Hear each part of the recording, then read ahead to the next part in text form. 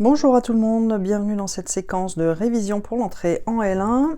Alors aujourd'hui je vous propose un petit exercice, essentiellement résoudre une petite inéquation sur un polynôme de degré 3. Donc l'exo est super guidé, histoire de nous aider à faire ça tranquillement, sans que ce soit trop difficile. Et donc c'est ça qu'on va faire, tout doux. Donc comme d'hab, vous savez comment je fonctionne. Je vous répète tout le temps que c'est bien que vous fassiez par vous-même parce que c'est comme ça qu'on apprend, c'est en faisant soi-même, en faisant des erreurs et en apprenant de ses erreurs, etc. Donc faites pause dans cette vidéo, essayez de faire l'exo tout seul et puis ou toute seule et revenez si ça marche pas et regardez la suite, etc. Parce que c'est en apprenant, en faisant soi-même qu'on apprend. Voilà, allez, c'est parti. Même si je vous répète ça à chaque fois, je le redis parce que c'est vraiment important. Donc, première question, montrer que 1 est racine de P. Comment montrer qu'un nombre est racine? Eh bien, tout simplement, on va calculer P de 1. Si P de 1 vaut 0, bah, ça veut dire que 1, ça sera une racine. Alors, P de 1, ça fait 1 au cube, plus 4 fois 1 au carré, plus 1, moins 6. Alors, qu'est-ce que ça fait ça? 1 au cube, ça fait 1, 4 fois 1 au carré, ça fait 4, plus 1, moins 6. 1 et 1 et 4, ça fait 6. Donc tout ça, ça fait 6 moins 6. Ça fait bien 0. Donc 1 est bien racine de P. Je vous rappelle, une racine, c'est un truc qui annule le polynôme. 1 annule P, donc c'est tout bon. Alors, deuxièmement, montrer que P se factorise comme ça, en x moins 1, x2 plus 5x plus 6. Alors là, déjà, il y a peut-être un théorème que vous connaissez peut-être pas ou vous connaissez ou quoi, c'est que si 1 est racine de P, ça veut dire que x moins 1 se met en facteur dans P. Donc du coup, on sait que ça peut avoir un truc qui ressemble à ça, x moins 1 fois quelque chose, un truc de degré 2 du coup. Et bien de toute façon, qu'on connaisse ce résultat ou qu'on ne le connaisse pas, pour montrer ça, la façon la plus rapide, la plus simple, c'est essentiellement de développer, et si on retrouve P, bah c'est bon.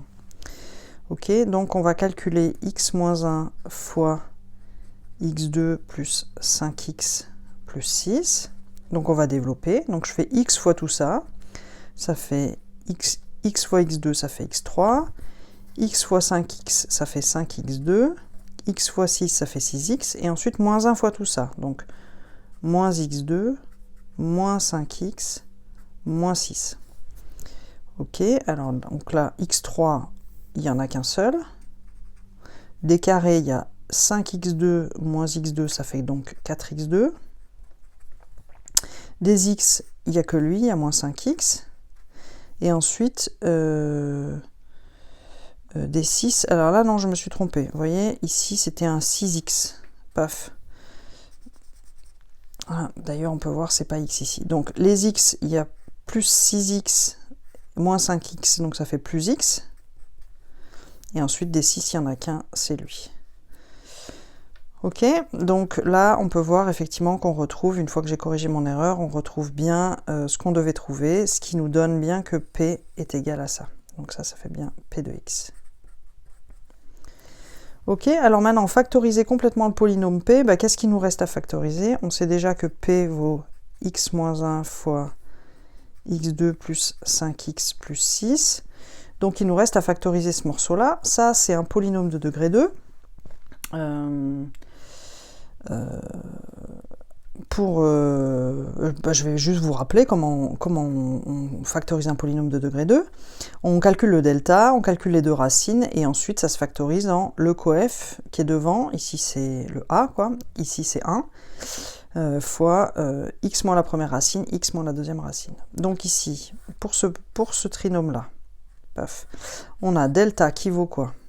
Qui vaut b2, donc ça fait 5 au carré, moins 4ac, moins 4 fois 1 fois 6. Ici, ça fait 25, moins 24, ça fait 1. Ok? Donc, première racine égale moins b, moins racine de delta sur 2a. Deuxième racine égale moins b plus racine de delta sur 2a. On calcule rapidement. Moins 5 moins 1, hein, racine de 1, ça fait 1. Moins 5 moins 1, ça fait moins 6. Divisé par 2, ça fait moins 3. et x2. Moins 5 plus 1, ça fait moins 4. Divisé par 2, ça fait moins 2.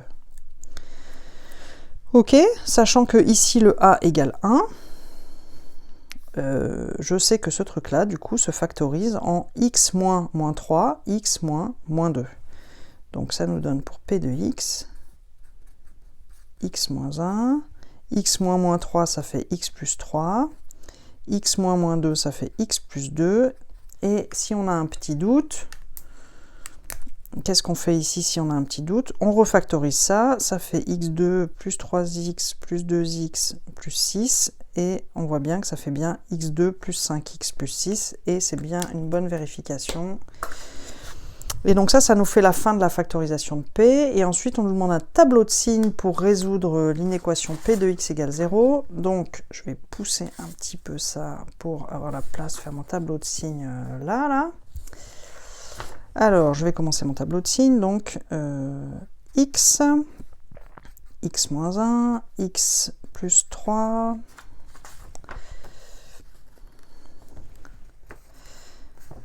qu'est-ce que j'ai d'autre? X plus 2, et ensuite P de x. Alors, donc x, c'est trop pratique ces feuilles comme j'ai fait là.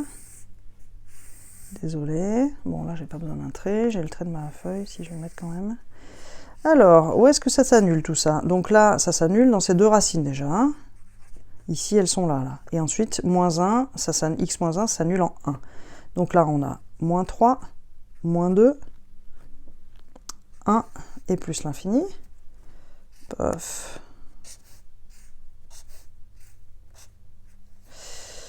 Donc x moins 1 s'annule en 1, x plus 3 s'annule en moins 3, x plus 2 s'annule en moins 2. Tout ça sont des fonctions qui sont affines, de coefs directeurs positifs. Elles sont donc positives à droite de leur 0 et négatives à gauche de leur 0. Et donc, pour les signes, ça nous donne ça. Ok, donc finalement, qu'est-ce que c'était l'énoncé là? Je vais pousser un petit peu ça. Qu'est-ce que c'était l'énoncé? C'était de résoudre l'inéquation P de x négatif. Donc là, on voit dans le tableau de signes, alors j'ai aussi les zéros, hein, je n'ai pas reproduit, comme P c'est le produit de tout ça, les zéros sont là. On cherche P de x négatif ou nul, et donc on va lire ça dans le tableau de signes en incluant les zéros, puisque c'est négatif ou nul. Donc voilà, P de x négatif ou nul pour x appartient à, donc moins l'infini, moins 3 fermé en moins 3, puisqu'on a dit négatif ou nul, union, moins 2, 1, et là aussi on ferme en moins 2 et en 1, parce qu'on a dit négatif ou nul. Et voilà, donc toutes ces petites étapes-là nous permettent de répondre à la question qui était résoudre l'inéquation P de x négatif ou nul. J'espère que ça vous a plu, cette petite mise en jambe polynomiale. Évidemment, comme c'est encore un tableau de signes et des trucs comme ça sert pour les domaines de définition, pour les études de fonctions, voilà, et à d'autres endroits aussi.